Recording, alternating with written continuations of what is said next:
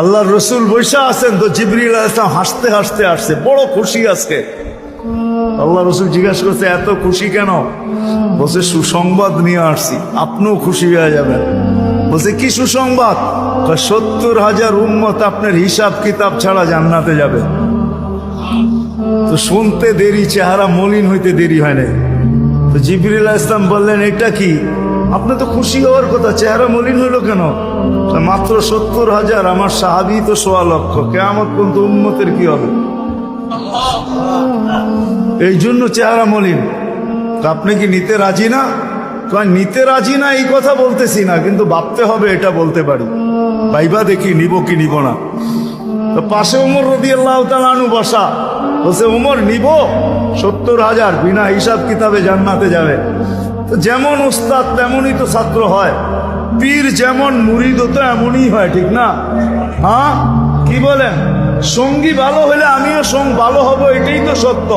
নাহলে কোরআন কেন বলবে কুনু মা'আস সাদিকিন? নেককারদের সাথে চলো, তুমিও নেক হয়ে যাবা, তুমিও নেক হয়ে যাবা। ভালোর লোকে চলো, ভালো হয়ে যাবা। প্রবাদ বাক্য এটাই সত্য। সৎ সঙ্গে স্বর্গবাস, অসৎ সঙ্গে সর্বনাশ, এটাই সত্য। সৎ সঙ্গে সর্বনাশ, সৎ সঙ্গে স্বর্গবাস, অসৎ সঙ্গে সর্বনাশ। তো বলছে ওমর নিব না? 1.25 লক্ষ তো আমরাই, কিয়ামত পর্যন্ত মানুষের কি হবে? কি করবো? ফেরত পাঠায় দেন, বলেন বাড়ায় নিয়ে আসতে। তো বলছে মশওয়ারা হয়ে গেছে, নিতে পারি না, আল্লাহকে বলো বাড়ায় নিতে। আল্লাহ আল্লাহ, ঠিক না? আল্লাহ আল্লাহ আল্লাহ আল্লাহ, হায় হায়, কার আল্লাহ কিরকম আমি জানি না, কিন্তু মুহাম্মদুর রাসূলুল্লাহর আল্লাহকে দেখলে অন্যরকম দেখা যায়। হায় হায়, আমি মনে হয় বুঝাইতে পারি না আপনাদেরকে।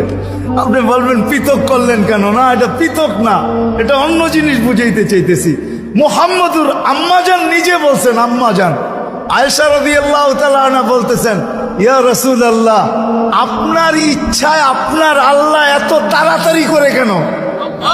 বুখারীতে আছে, বুখারীতে। যারা বুখারী পড়ায় ওদেরকে জিজ্ঞেস করেন, আপনার আল্লাহ আপনার ইচ্ছায় এত তাড়াতাড়ি করে কেন? আপনার আল্লাহ আপনার ইচ্ছায় যদি আম্মাজান বলতে পারে, তাহলে আমিও বলতে পারি। কার আল্লাহ কিরকম এটা আমার বিষয় না, কিন্তু মুহাম্মদুর রাসূলুল্লাহর আল্লাহ মুহাম্মদুর রাসূলুল্লাহর সাথে অন্যরকম।